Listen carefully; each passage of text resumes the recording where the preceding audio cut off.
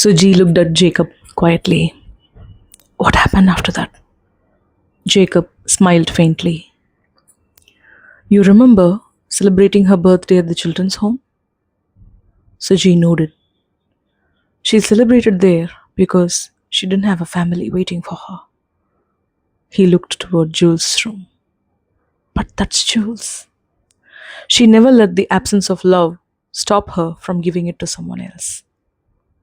He smiled. That day, she trusted me with a part of her life. Jacob didn't like himself at that moment.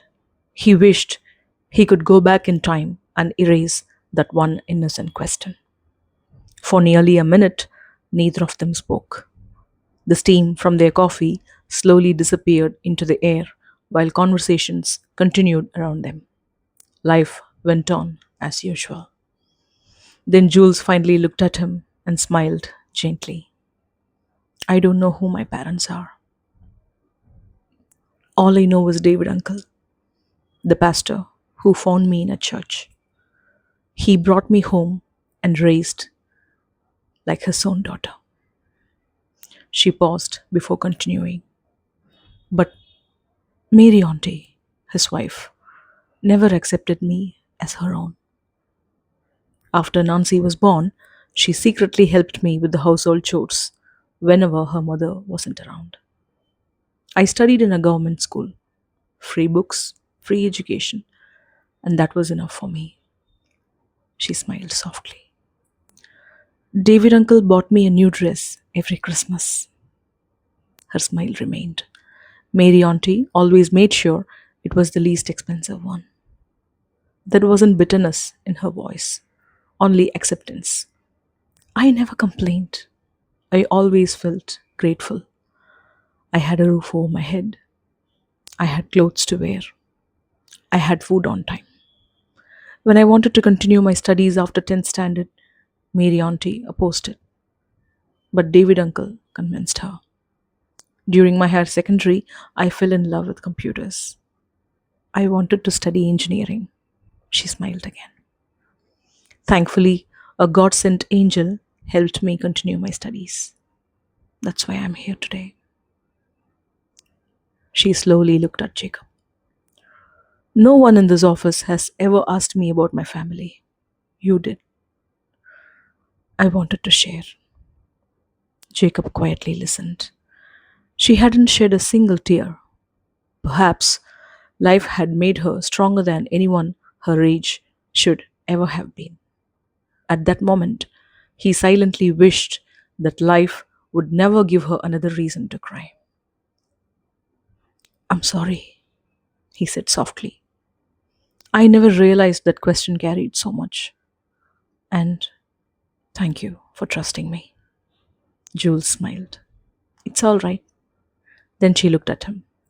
What about your family? Jacob smiled.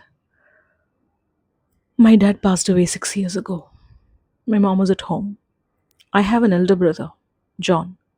He's working in Germany. And for the next few minutes, they spoke about fortune, the people, the projects, the company.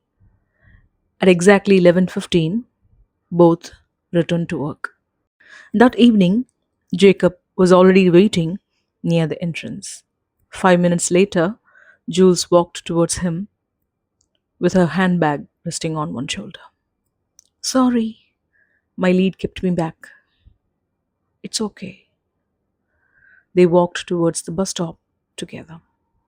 As the familiar MTC bus made its way through Chennai traffic, Jacob found himself watching her more than the roads outside.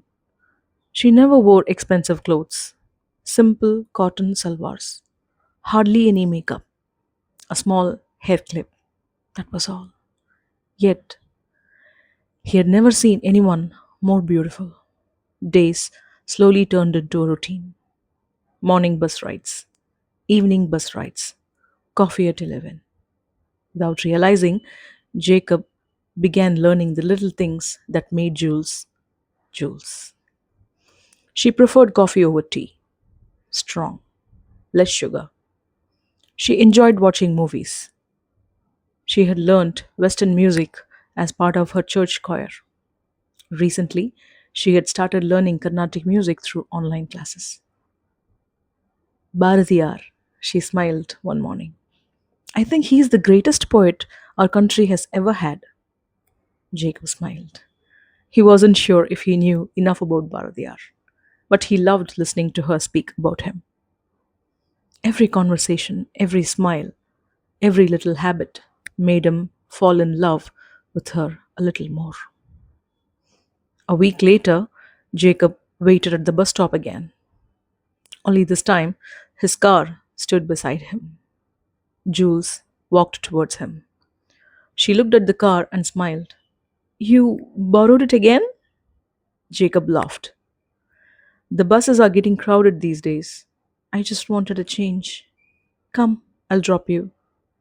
She hesitated for a moment, then opened the rear door and got in.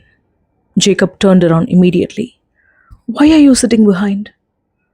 She looked at him as though the answer was obvious. Only your mother, your lover, or your wife has the right to sit beside you. She smiled warmly. I'm only your friend. Jacob couldn't help smiling. He started the engine. He thought, one day. Jules would never have thought she would sit there one day in the near future. Let us wait for the next episode. This is Between Love and Truth, where love is deep and truth runs deeper than we think. Thanks for listening.